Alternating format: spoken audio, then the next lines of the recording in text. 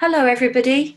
Thank you for joining us tonight for the last in our 2019 Trying to Conceive webinar series. There's something about Christmas that can heighten anxiety and stress and actually make it become an event that you actually have to survive rather than enjoy. We're absolutely delighted tonight because we're joined by Sarah Banks. Hi, Sarah. Hi. Hello. It's lovely to have you here tonight. Thank you for giving up your time. It's okay. Thank you for having me. Now, Sarah's a fertility coach, and she's going to be talking to us tonight about enjoying Christmas whilst trying to conceive. So she's going to talk us through ways to seek to reclaim Christmas and redefine it for us this year as we are trying to conceive.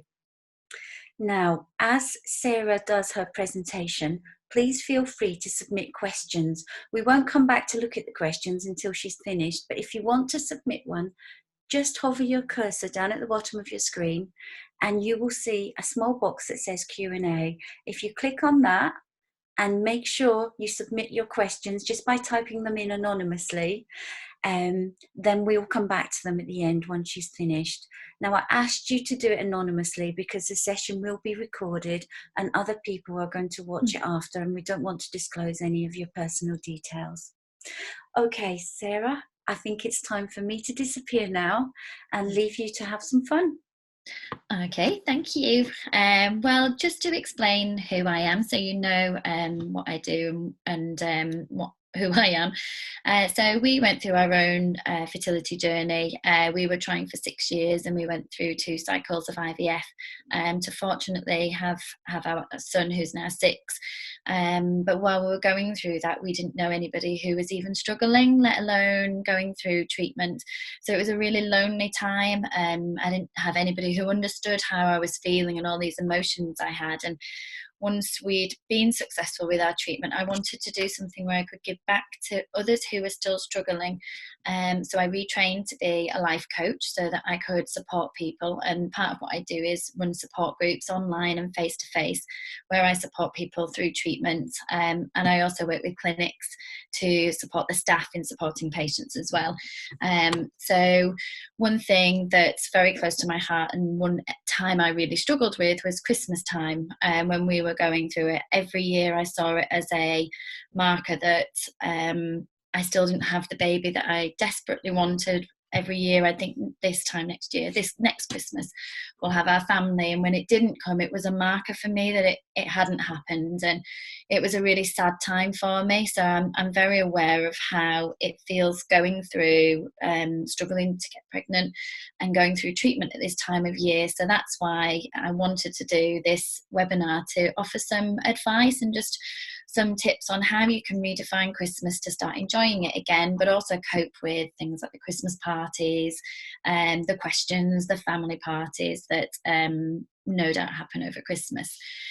So what I will do is share my screen with you so you can see my presentation.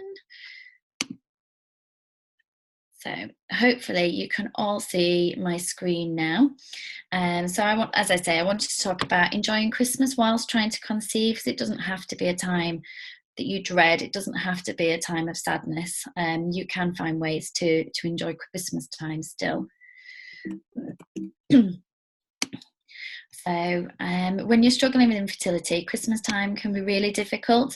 There can be lots of family events, Christmas parties, work nights out. And as I said, it's a time of reflection on what you've done and achieved throughout the year. It can be a time where you are at family events and you're getting asked questions when you're starting a family. It's difficult if you've got lots of nights out planned with friends or Christmas work stews. If you're not drinking and you don't want people knowing, if you've not told them what you're going through, it can be a worrying time for how you avoid those questions and how you avoid nights out without feeling completely isolated as well, because you don't want to shut yourself off from everybody and feel that you're not doing anything, because then you feel even more lonely.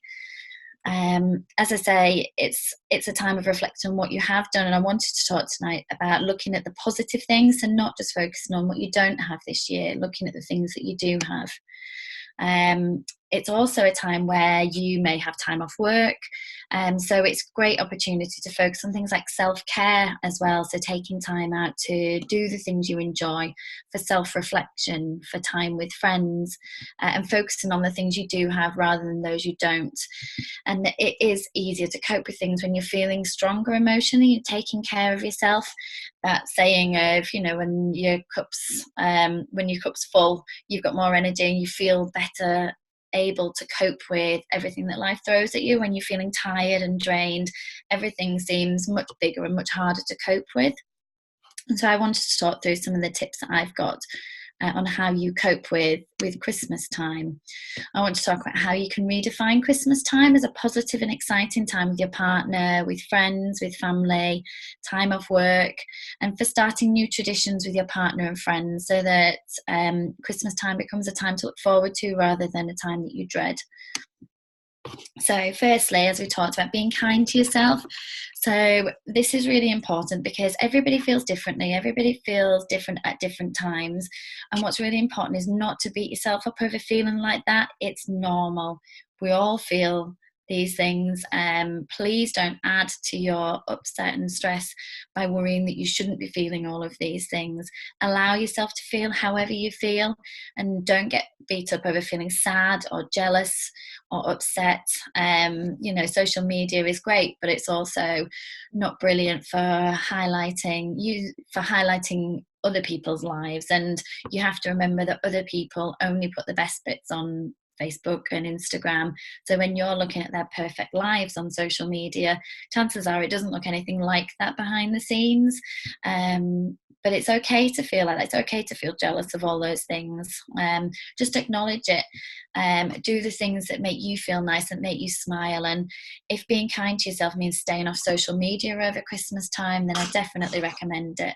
You need to do what's right for you and what recharges you and makes you feel good. But it's really important within all of these things to just be kind to yourself and accept how you feel. As I said before, planning time for self-care. Self-care, I say a lot of things, doesn't have to be about having your nails done or going for a massage. It's whatever it is that makes you feel happy and good about yourself. And that could be planning in time to do some meditation, to do an exercise class that you enjoy, for just going for a walk and getting some fresh air. It's things that make you feel happy, because when we're struggling to get pregnant and we're going through treatment, a lot of the things that we enjoy doing end up being given up, and we put them to the bottom of the pile of importance, and we're so focused on treatment and timings and things like that you forget to do the things that make you smile. So this time could be things like just getting your nails done for a Christmas party, having a beauty treatment, taking time out on your own to read a book, or just taking part in your favourite hobby. For me, I love dancing. I go to a dance class, and that for me is my way of taking time out. I can go and not think about anything else, and it means that I switch off from all the things that are worrying me and stressing me out. So for me, that was a huge relief, being able to go to that. So find the things that make you happy, make a list, plan them into your diary. That way you make sure that you're doing them as well. If you're not drinking over Christmas time, which, if you're going through treatment or you're preparing to go through treatment, or just you've cut out alcohol because you're trying to get pregnant, as I said before, it can be really difficult at Christmas time. There seems to be a lot of pressure nowadays to go out and be drinking. And when you're at works parties, you may not have told colleagues that you're going through treatment or that you're trying to get pregnant, and it can be quite difficult to cover that. So when you're trying to organise things with friends, maybe organise nights out that don't focus on drinking. So where it's going out with friends, going for meals, or suggest doing something where drinking isn't the focus. So that could be ice skating, bowling, going to the Christmas markets. Think of things that you could do maybe during the day or evenings, where it's more focused on eating, on chatting, than it is about drinking, so that you don't feel that pressure and you're not the sober one while everybody else is really drunk, because that's not fun either. And it's a way of enjoying that time together without it being something that you can't fully participate in. Also, if you are going to parties where you don't want people to know that you're drinking, there's lots of ways you can cover that. So you could look for non-alcoholic alternatives, so you can still feel like you're involved. And there's a lot of non-alcoholic ciders, wines, beers, mocktails that you could have. So you could still look as though you're joining in, still feel like you're getting involved, you just don't have the alcohol side included. Or do you have a friend or a colleague that's there as well that you could confide in and who you can trust, so you can ask them to pretend to order alcoholic drinks for you, so lemonade disguised as gin or vodka, so they can pretend they're ordering drinks for you that are alcoholic when actually they're not, and you're not having to tell other people. And that was something that I did quite a few times. Or if it's a work do, could you say that you're driving to it because you've got a big family event the next day, or some event where you'd need to be sober and you're driving, so it covers it without you having to explain too much, because it's accepted that you may have other events on over Christmas time. One thing you could do, because we always feel a bit low at this time of year, and I know it's difficult when you're trying to get pregnant. Often you don't end up spending on yourself. A lot of people are saving money. Christmas time's expensive, but could you treat yourself to something that makes you feel good about yourself? Whether it's for your Christmas party or for over Christmas time. It doesn't need to be anything expensive or even a full outfit. It could be some new earrings that you really like, or a new bag or shoes, just something that makes you feel a bit special.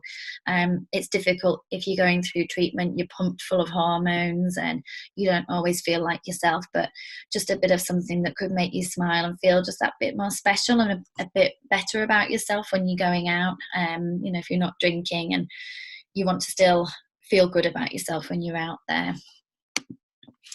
Planning things to do as a couple or with friends. So because you're likely to have time off work, or if you've booked some time off, use it to plan in nice trips, so it doesn't have to be all Christmas focused. It could be going out for a meal, it could be going to the Christmas market, but something to look forward to rather than seeing it as a time to dread, a time to spend together as a couple, reconnecting, or with really good friends that you've got, either that know what you're going through or don't. If they do know and you don't want to talk about it, you could say to them, please, can we go out for a day?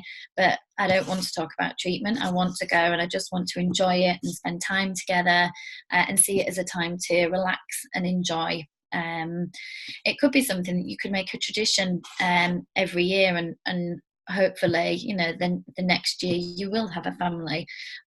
It's something you could continue with each year, something that you enjoy and something that you look forward to. As I said before, I really saw Christmas time as a time to look at the things that I didn't have in my life and that I really wanted, but try to turn that around to all the things that you do have and all the things you have achieved throughout the year. I'm sure when you start looking, there'll be so much that you can write down, and it doesn't have to be anything massive, and it doesn't have to be anything that's happened that year necessarily. It could be things that you're thankful for in your life, or things that are important and special. A close family, a strong relationship with your partner, great friends, a fulfilling job. It could be something new that's happened, that you've started taking action to look for a new job or start a new hobby that you've always wanted to try. Have a think about all the things that are really good in your life and all the things that you have achieved. Make a list of them, and whenever you're feeling a bit wobbly, go back to your list and look through it, because it will really help you focus on the good things that you've got. And I'm sure there'll be lots of things there, and it just stops you focusing completely on the things that you don't have at this time of year. As I say, it doesn't have to be big things that have happened or big things in your life. It's just good to focus on the positive things. So it could be your pets, it could be you've got a job that you love, it could be that you have really great friends that are really supportive of you as well. Think about all the things in your life, try not to restrict it too much, and as I say, it doesn't have to be big. You could use the time to plan in some goals for the next year. So rather than setting New Year's resolutions, which quite often don't always get followed past January. Maybe think about some of the things that you'd like to do next year generally, maybe a trip somewhere, starting a new course or a hobby. For me, I felt I was stuck in a job that I hated and that was really stressful and that was definitely impacting on my chances of getting pregnant, just through stress and tiredness because I was working such long hours. So for me, looking for a new job and thinking about how I could do that was a big thing. Try to think of it outside of trying for a baby, because it'll give you focus and help you feel more control of your life. So have a think about some of the things you'd really love to do, or the things you'd love to be or to have.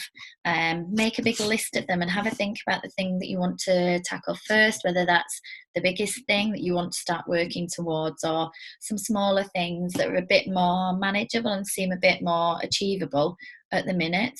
And make a list and think about what actions you can take to start making some of those things make some of those things happen. For me, I very much felt that my life was on hold while we were going through treatment. I put off booking holidays, changing jobs. I felt like I was stuck in a rut. So by planning in some things and breaking it down into smaller actions that you can start to take, just gives you a bit more focus and start feeling hopeful about next year, and about some of the things you want to do. And as I say, make those small steps into those big goals, because they'll seem more manageable then. Maybe think about what action you could take in January specifically to achieve those goals. And then a big one, give yourself permission to miss events that you'll find hard. I know there's a lot of pressure from families quite often to attend family events or to go to work's Christmas parties, but you don't have to go. And I think a lot of us feel that we do have to, and you feel like you're letting people down and that people will be upset. But you have to remember how important your emotional health is and your well-being, and sometimes these things are just too hard. I went to so many where I came away crying and felt so awful afterwards that I wished I'd not gone, and I always felt pressure to go because I would upset somebody. But I think especially if you've told family what you're going through, or friends, then they'll understand if you explain to them that, you know, you're struggling at the minute, it's a difficult time of year, and that a certain party or a certain family event is just too hard to come to because your emotional health will really suffer from it. They will understand. It is trickier if you've not told family and friends what you're going through, but you could make up excuses for it. You know, if there's someone you could confide in that can help back you up on saying you've got other events on, you've got other things going on, or simply that, you know, say you're going to go and at the last minute ring and say that you're not feeling well. You have to put yourself first when you're going through this, and it's really important to remember that it's okay to say no to things. You know, if you've been invited to lots of family events where you know there'll be lots of questions about when you're going to start a family, just say to yourself, it's okay if I don't go to this. I need to protect myself. And as I say, family should understand that your emotional well-being comes first with that. And if you're struggling with thinking what to say and want some help, please email me or message me. I'll happily try and help you with that. And then this kind of ties into it, dodging when you're starting a family question. We used to get this so much, to the point where my husband started saying, oh, we're trying every night, which was just mortifying, especially when he said it to my mum. But maybe think of an answer before you go so that you can reply quickly and move on, because it's awful when you get that question, when you're caught offhand. And you're trying to think of something really fast where you say, oh, well, you know, we're not quite ready yet, and maybe next year. But if you've thought of an answer to the question beforehand, it saves that panic of what to say and sort of stuttering it out. Maybe something like, we'll let you know when we have news to share, or you know, it's not something we're thinking about at the minute, but have a think about what's something you're comfortable with. Obviously whatever you say will probably get remembered, and it's you don't want to get asked again 6 months down the line if you said, oh, in six months time. So have a think about what works for you, but have it ready for when you go to these events so that you can just roll it out without having to think too much about it. As I said, start new traditions with your partner, your family and friends. So create a tradition as a couple or with your friends that you can continue over the years. So that could be all going for dinner on a certain date in December. With our friends, we go for breakfast every year on Christmas Eve, and we've been doing that for probably 10 years now. So obviously when we first started doing that, we didn't have children, and we were the only ones who didn't have children, and it was difficult, but at least it was a tradition that we went along with, we saw our friends and we felt involved with. So it could be going for dinner on a certain date in December, having a Christmas shopping trip with dinner. So again, with your best friend, going Christmas shopping every year and knowing that you're going to have a really nice lunch and something you can look forward to, or a group trip to the Christmas markets. That could be abroad. It's something that you'll look forward to each year, and something where your friends are fully involved in that as well. So something to look forward to. Focusing on others. So Christmas time is such a busy time for everybody, and there's a lot of panic and stress buying presents and so many events. And it's really important to be looking after yourself, as I said, and making time for self-care, but also helping other people is a great way to make yourself feel good, keep busy and distracted, and also make a difference to someone else's life. So it could be something like visiting an elderly relative, somebody who's lonely over Christmas, helping somebody with their Christmas shopping, wrapping gifts for the Salvation Army. Rotary do the Christmas boxes for families who are homeless or don't have much money. They do things like that, so you could get involved in those things. It could be visiting somebody over Christmas time who is lonely, and go and spend some time with them. As I say, it's a great way to make you feel good about yourself and give you something more positive to focus on, so that you're not just focusing on what's going on in your life. It could be, if you felt comfortable doing it, it could be that you're supporting somebody else who's struggling to conceive or going through IVF, helping out a support group. What I would say is just make sure you're protecting yourself emotionally if you are doing that. It can be quite difficult to support others when you're going through it as well. So as long as you're feeling strong enough, that could be a good way to help and give back as well. And most importantly, use your support system. If you're having a bad day, call a friend or family member who understands, and just say that you're feeling sad and you just need a hug and someone to listen to you. If you don't know people who fully understand, there's loads of support groups that are a great source of support and understanding, because they're full of other people who understand completely what it's like to go through treatment and to be struggling. I run a support group called TTC Support UK that you're more than welcome to join. It's just a free group that everybody is in the same boat. Everybody's going through treatment or been trying to conceive for a long time, or just even trying to conceive. It doesn't matter how long you've been going through. If you need support, it's there for you. And whatever point you are in your journey, whatever your circumstances are, these support groups are there to support you. There's a great community over on Instagram. The Fertility Network have loads of support groups, online and local ones, listed on their website. So there's lots of support groups that you can join. And from running them, I can see just how amazing they are. The people in them are just so amazing, supporting others going through what they are doing whilst they're struggling themselves. So everybody in there gets it, I get it, and rely on your support system, whether that is people you know close to you or people in these groups, because they will help you get through it. And remember that you're not alone whilst you're going through it. They're here to support you.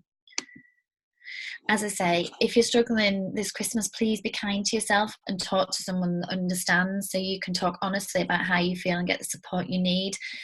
You know, it's hard if you're having to bottle up how you're feeling because people don't understand, or you feel that they don't want to listen to you, or that you'll drag their mood down. They would much rather you speak to them than you spend the whole of Christmas time being really upset. If they're any kind of friend or family member, which I know they will be, they would much rather you spoke to them and they know that you're okay. As I say, you're more than welcome to join my support group, which is TTC Support UK, or please feel free to just email me if you're struggling. I get lots of messages and emails, and I will reply to everybody and get back to you just to check in that you're okay. If you've got any questions or want some support, I'm here to help. So please do get in touch. So thank you. I'll come back to you, Heather, now.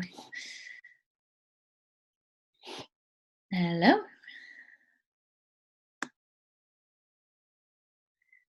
Are you there, Heather? Hi. I can't hear you at the minute. Oh, I'm back. Can you hear me now? Yeah. Lovely. Thank you. Okay. Thank you. Thank you for that brilliant presentation, Sarah. Really interesting ideas there, just to basically make Christmas an event that you're not going to dread, and all these nights out and different things that we have to go to. One question that I thought of while we were talking about that, and you might laugh at what I'm going to say here, but obviously you feel really stressed and you feel really anxious when you're trying to conceive, and a lot of the time you're not thinking straight about social relationships, and you worry unnecessarily about lots of different things. It was a Christmas party that I had to go to, and because I didn't want to drink, I told the white lie that I was on antibiotics. Yeah. So I couldn't drink alcohol. So I went to this Christmas party, felt uncomfortable the whole night because I knew I was lying to people, and then went to bed that night and felt guilty for lying.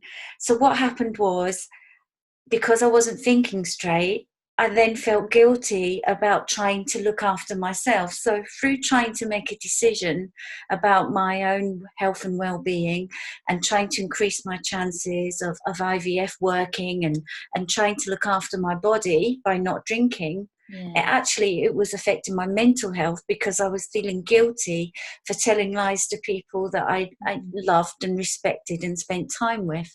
And I think sometimes we can, looking back now, I can see that I was probably just getting it all out of perspective, and it was just all becoming a huge issue, instead of just thinking, I'm telling this little white lie to look after myself. Yeah. So I don't know what you think about that, or if you've ever felt like that yourself. Yeah, and it does, and I'll often say to people I speak to in my groups, it does, you don't think rationally. Some of the things I thought while I was going through it were just crazy, and I thought I was going crazy at times, and you do, and you have to remember that probably nobody thought anything of that.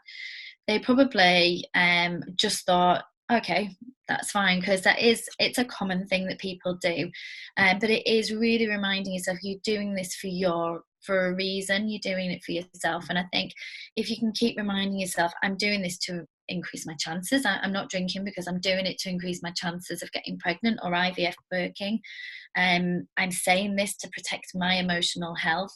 It's reminding yourself that you're doing it for a reason, and the reason's a perfectly good one as well. So it's those little reminders and the affirmations that you're doing it to help yourself, that reminder of, stop worrying about it, because they probably don't think anything of it, and actually everything I'm doing is just to increase my chances and protect myself.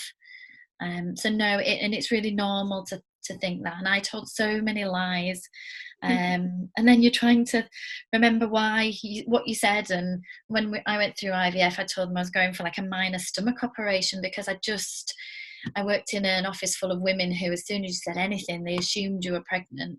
And it was the only way I could explain why I was off for a really important meeting that I was supposed to be in, which clashed with my egg collection. I had to make up an excuse, because there's no way I wouldn't have been there for it. Otherwise, I was a senior buyer and there was no way I would have missed this meeting. So I told people I was going for a minor stomach operation, because I thought, well, it kind of doesn't really there's no more questions people would ask about that. It's just something that was accepted, and I felt awful for it, because there were people I was very close to, but I had to do it to protect myself. I didn't want people constantly saying, well, how's it going, how did the IVF go, so no, it's normal, but just remind yourself you're doing it to protect yourself. Absolutely. And it is, you do worry unnecessarily, don't you, about things. As you say, you lose that rationality that you normally have, just because of the stress of the situation that you're in itself.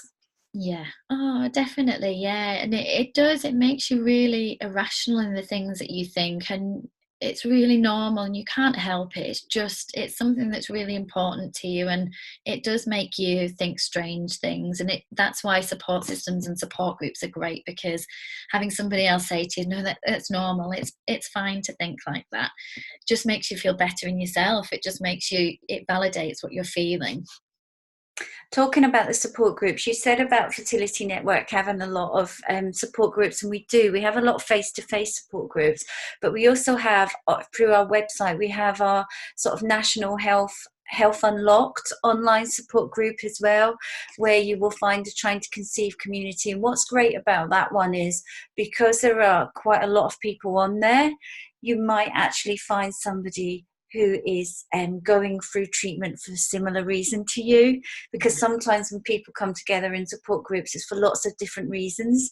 And it's quite nice that Health Unlocked is so big that sometimes you can connect with somebody who is actually has a similar reason to you as well.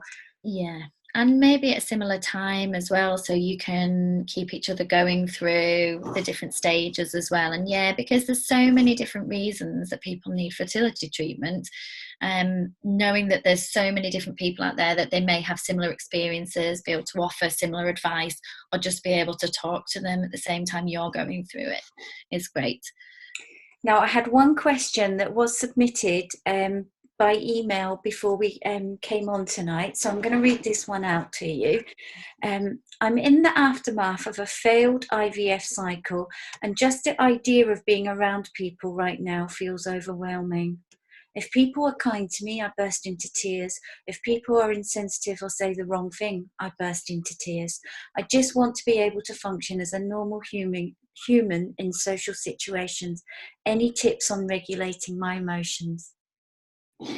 Well, as I was saying, I think it's really important to not feel that you have to go to anything that you're invited to over Christmas time. You know, if this person really feels that they can't be around others, that's understandable. It's very difficult, and some people want to shut themselves away and protect themselves, and it's fine to do that. And feel comfortable with saying, I'm sorry, I can't come to that. I don't feel up to coming to it.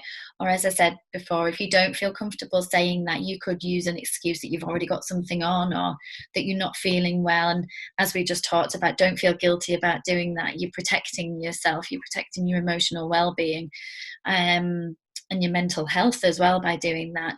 In terms of regulating it, the thing that I find really helps when I'm in that situation, when I was breathing techniques, breathing in through your nose and out through your mouth. So breathe in and then out for a longer breath, and just try and keep doing that. Practice when you're on your own, so when you're not with other people. But I find just taking deep breaths really makes a difference. It helps just kind of, if I'm on the edge and about to cry, I can kind of hold it back by doing that.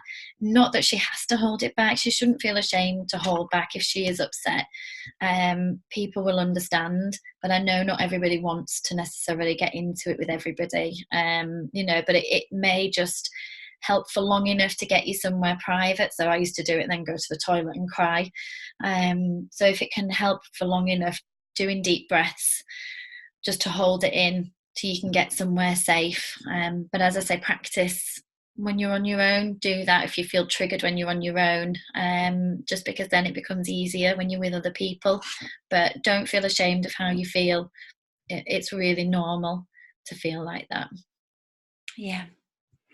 Okay, if anybody's got any questions, please do submit them. One of the things that I really liked that you said, Sarah, as well, was about treating yourself, because I was very guilty when I was trying to conceive of almost thinking about everything that I had to give up and everything that I had to try and do to get the outcome that I wanted. And it was almost like self-sacrifice.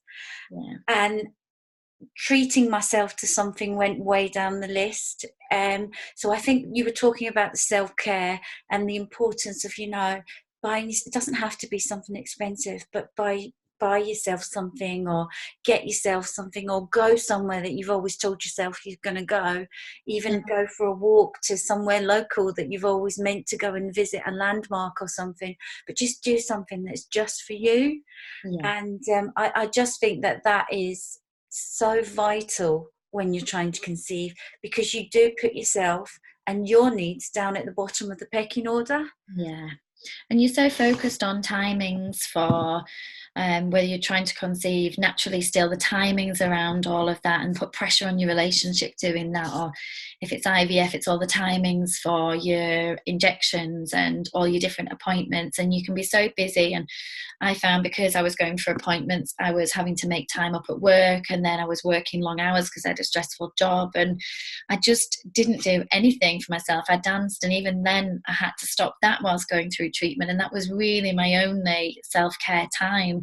And when that had to stop for treatment, I found it very difficult, and I didn't do anything for me. And I think back now, and I would have felt so much better if I'd just taken time out to do things. Or, you know, even if it's buying yourself a nice new notebook to write down all the things you want to do next year. You know, I love a bit of stationery, and you know, just treating yourself to things like that. We did try, whenever we were at the hospital for appointments, we'd go and get a Costa coffee, a decaf obviously, but we'd go and get a coffee because it just made the appointments that bit better, because we'd have a nice coffee while we were there, or we'd go and have a coffee afterwards. And I think this time of year is really important. Everybody's very focused on what they need to buy for other people, and finishing work and getting everything done in time for Christmas and doing all your wrapping. That again, it's probably a time when self-care goes out the window generally.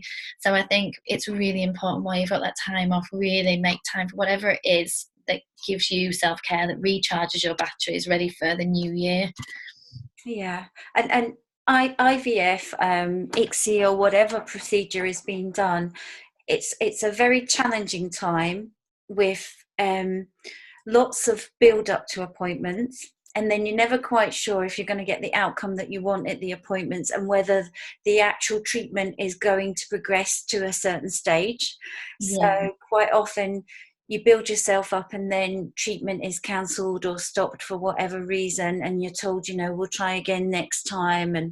And so there's so much in that I can't tell you enough how that self-care should really, really be there, because there are so many other things that are going to make you feel disappointed, or make you feel anxious, or just make you feel like you're losing control of situations. Yeah, and I definitely say plan it in, because I think everybody has good intentions to do things, and then other things happen. And if you can try and plan in even something small for every day, just to make sure it happens. So scheduling, or if you know, I'm going to get up 15 minutes early and make 5 minutes for meditation, or I'm going to go swimming tonight, and I'm packing my bag and I'm going, and on Thursday I'm doing this. You're more likely to do it if you've got it scheduled in, than if you just kind of wing it and think I'll make time for it. So I would definitely say schedule it in. And yeah, I know in terms of treatment, especially around Christmas time, I know a lot of people sort of worry about timings around Christmas and Christmas shutdowns and things like that. So if you are concerned about it, the clinics will work it so that you're all right. But if you're concerned, ask questions. I generally say to people, just keep asking questions of your clinic if you're not sure, or you've got any questions, just so you've not got that worry of what's going to happen over Christmas. I don't know whether treatment will start, or if it'll stop over Christmas. So ask your clinic about timings as well, just to give you the peace of mind, and you know then what's going to happen.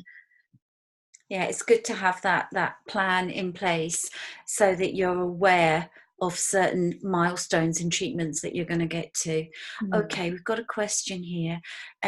So this is, I've had 2 miscarriages this year and have been very open about what's happened, as we've been trying to conceive for 2 years now. I'm struggling with feeling overexposed.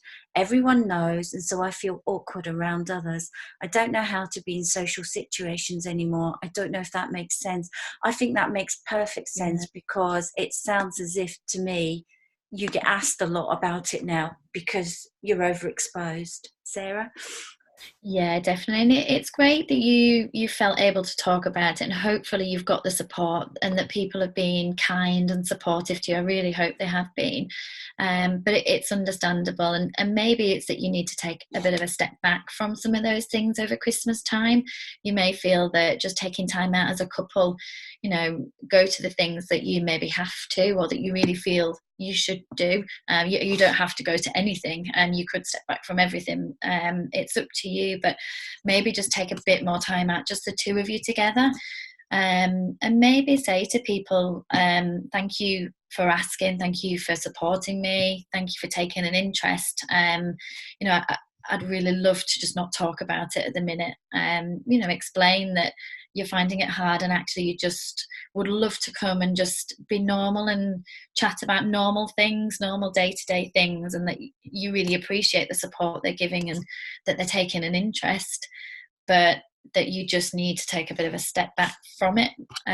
So yeah, I'd say maybe think about things you could do just as a couple, the things you can try and avoid, so that you're not, if you feel uncomfortable, say, going out for a meal because there's more chance of everybody chatting to you about it and asking questions, you may feel more comfortable going out for a few drinks with people, or just meeting up in smaller groups with closer friends that you could say, can we just not talk about it tonight? Can we just go and have a nice time together? You have to, again, protect yourself, and I think it's okay to do that. It's great that they're supporting you, but maybe just, if you feel comfortable, to say to them, I'd rather not be talking about it at the minute. We're just trying to deal with things at the minute and spend time as a couple. I hope that helps. I'm so sorry for what you've been through as well. Yeah. As well as that, you could also say to the person, look, I don't want to talk about it at the moment, but possibly if I know you're on standby, that if I need to phone somebody, I'll phone you. Yeah. And that makes somebody feel better, because they know that they're there if you need them. Yeah. But it also it does, like Sarah suggested, it sets the tone for the evening out or whatever, to say at the beginning, oh, I just want to come out tonight and feel normal. It's all right if we don't talk about that, but I promised, I will phone you if I do need somebody. I think that's a really good idea there. Thank you for that question. Right.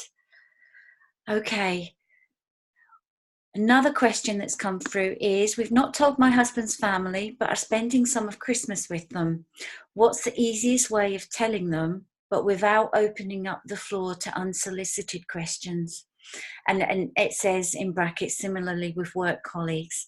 And that is the sort of problem that the previous person who submitted the question had, that, you can become overexposed and then people want to know everything. Yeah, and again, maybe just be honest with them. If you're happy them knowing you're going through treatment, maybe sort of say to them, look, we're about to go through treatment. We, it's quite overwhelming, or we don't really know what to expect yet. But what, we love that you're here for us, but what we'd really love is to share things as and when, we feel we can do. I think it's just finding a level that's right for you. If you want them to be asking questions, then tell them as much as you want. But it's okay to say, I'll let you know as we're going through how it's going. We'll give you information when we want to tell information. You can find a nice way of saying it without it coming across that you don't want them fully involved. But it's really normal to not want to give access to everybody, because it's hard. We didn't tell people when we were going for our tests, because I didn't want everybody messaging me all morning, because it makes me feel worse when people are doing that. So I think it's managing that, so you can have an open conversation with them and say how you're feeling about it, and that actually it's difficult if we're asked lots of questions. So we'd really appreciate it if you check in that we're okay, but in terms of treatment, we'll give you information as and when. Same with work colleagues, and don't feel any pressure to tell anybody that you don't want to tell, or that you don't feel you can trust with the information. You can just tell your manager if that helps.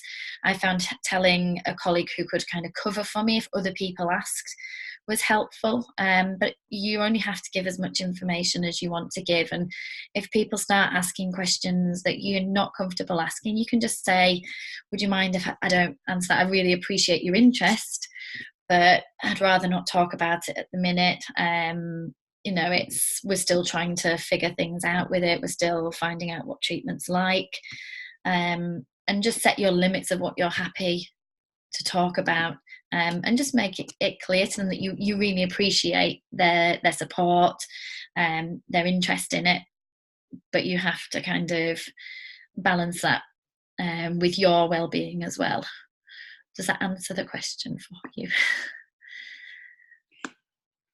Okay, another question here is, one of my oldest friends is having a baby shower this Christmas, which for me is very difficult timing. I'm about to start IUI. I haven't committed to going to a baby shower yet, as I know it will be too difficult emotionally for me. But we've been friends for 25 years, so I feel so guilty about not going. My mum thinks I just need to power through it and go to the shower, but should I? Oh, it's really, really tough. And it's completely down to you and how you feel about it. You don't need to feel any pressure to go. I don't know if your friend knows what you're going through. If she does, then maybe you could have a word with her before and tell her that you love her and that you don't want to miss it, but that it is just too difficult. And would she understand if you had something together where you just went out for lunch together and you spent time with her then, rather than being around a baby shower? Because it's awful. They're really hard, aren't they? And I think it's difficult because I know how I feel, and I've had to go through some, and it's difficult because you feel you have to, I think it depends completely how you feel on the day. Could you leave it open or say, look, I love you and I want to try and come, but it depends how I feel on the day? Or you could commit and then say you're not if she doesn't know what you're going through, maybe say you're not feeling well on the day. I know it comes back to that whole lying to people that you care about, but I think when it comes to protecting your emotional health, you have to look after yourself. Or could you go for a short space of time? Maybe go, but say you've got somewhere else that you've got to go. Or to your friend, if she knows that you're struggling, just say, look, I don't want to miss it all, but can I come for a short space of time and then leave? Are there other friends going that that you could sit with? And then if it starts getting a bit much, to say, would you mind if we just kind of sit to one side and have just a general chat rather than getting fully involved in it? There's a few options you can do, and it's down to how you feel, because I understand if you've known her for so long why you'd not be sure, but I'd just say protect yourself, and do what feels right for you. If you feel that you'd probably feel really guilty afterwards and worry more about the guilt, then it might be that going is the easier thing to deal with, if that makes sense. It's a tough one because it is such a personal decision, but hopefully some of those things have given you ideas of either how you can explain to your friend and not go, or kind of get through it. Sort of avoid those that are really like full on baby shower mode, because you always get a few that are very enthusiastic when they're at baby showers, and maybe try and avoid them and sit with those that make you feel more comfortable and that maybe understand. But if you really feel that you can't cope with it, then I'd make an excuse, or if your friend knows, just explain how difficult you're finding it. And that you'll do something separately with her because you want to show her how much you love her and love your friendship. But you need to just separate it. And I hope that helps. Please feel free to message me if you want any more ideas on that. I can try and help. It's encouraging actually to know that everybody else feels these social dilemmas as well, as unpleasant as they are, and we don't want people to feel them.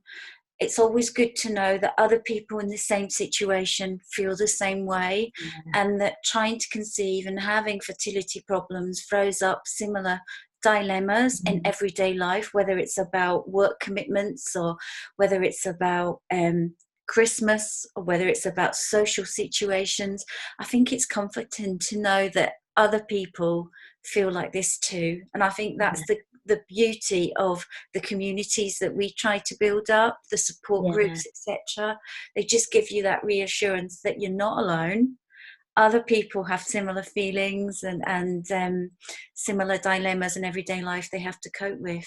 Yeah, and also they might be able to give ideas as well. So, you know, if you are in a support group, maybe posting there about ideas of what other people have done to either get out of going to baby showers or cope while you're there. I think, you know, if you know others that can stop it being quite so intense, that you can kind of sit back with and chat to, you know, and help. And if you don't, then I think it's okay to say you know you just can't cope with it, because it's understandable. Okay. Right, let's just have another look. Okay. Getting ready to start third IVF cycle in the new year after 2 FETs that resulted in miscarriages this year. I've put on a lot of weight this year through meds, OHSS, and eating higher fat foods to help the uterus lining. So now feeling down about it, I've put on 3 stone in total. The more I think about it, the more down I get and the more I emotionally eat, which I suppose is only natural, isn't it? Yeah. So I wasn't sure if you'd finished. No, Yeah, sorry. no, it's right. No, it's completely understandable, and I think most of us eat when we're feeling emotional. I just say, you know, be kind to yourself. You know, you've been through so much. Don't beat yourself up over it. If you are wanting to do something about it, if you are wanting to, you know, sort of tackle the overeating or lose weight, create a plan to do that.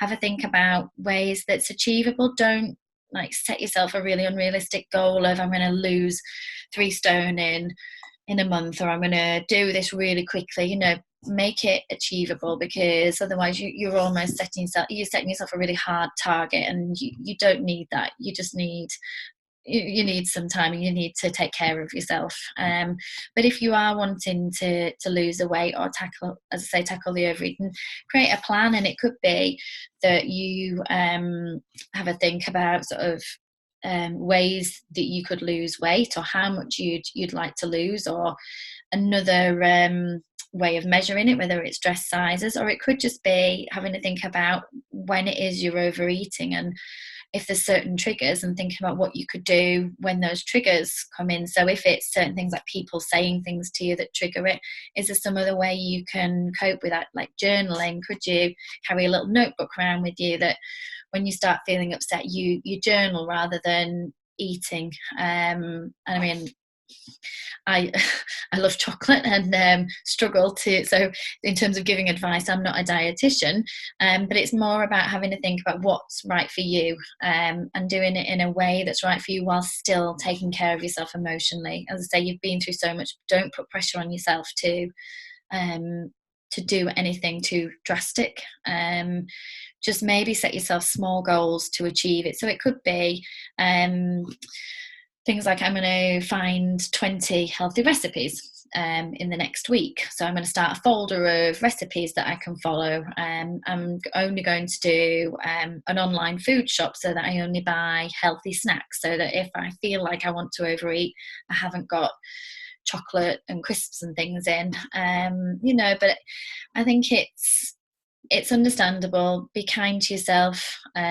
I think winter makes us overeat anyway. But it's set yourself goals for kind of how you want to feel. And if it's that you want to just feel better in yourself, you know, think about how you can do that. Focus on yourselves as a couple and people that make you smile. So be around people that make you happy, so that you're distracted, and then you've not got the sort of sat being upset and then the eating because you're out with friends and you're distracted. It's understandable to feel low. So planning some really nice things with friends, with family, with your partner, and just take care of yourself, and don't put pressure on yourself or beat yourself up over it. And I'm sorry for what you've been through. Yeah, me too. And I think sometimes when we're in the midst of something, I mean, what you've just described to us and some of the other questions that we've had tonight, you're having a really difficult time.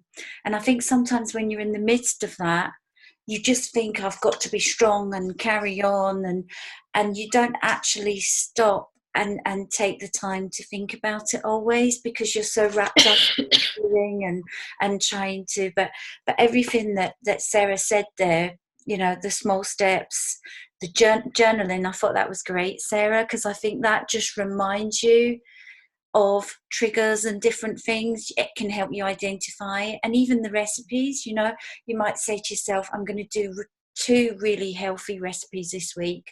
Next week I'm going to put it up to 3, and slowly take your time. You know, all of these ideas are just can be so useful, but they have to be manageable, don't they? Yeah, and there's lots of people around that can support you as well in that. You know, if it is, I know you, in the question she didn't say that she did want to lose weight, so apologies if you're not, but there's people like dietitians, nutritionists who can help with that. There's quite a lot who share advice on Instagram for free as well, so it's not necessarily all paid for. You can look at things like that just to start getting small tips on kind of juices or eating better, you know, sort of things like that that may help. And some of those things might start to sort of boost your mood as well, to then prompt you to keep going with it. So there's lots of people out there that can support you, so don't feel that you're doing it on your own either. Okay, well, I think that is probably all we've got time for tonight, because you won't believe that, but that's nearly been an hour that we've gone really quickly, hasn't it? Yeah. And just before we do go, if I can just remind people that this is the last Trying to Conceive webinar of 2019. But if you would like to receive reminders for the 2020 programme, which we're just beginning to put together now, so we haven't got any webinars advertised yet, but they will be soon. If you'd like to receive reminders, just pop me an email to heather@fertilitynetworkscotland.org saying that you would like to receive reminders for the TTC webinar, and I will add you onto my list. And I will also send you all the terms and conditions that come with being on the list as well. I'll send them to you in a reply email. I think all that remains for me to say tonight is a huge thank you to Sarah. Thank you for having me, and thanks for people joining as well.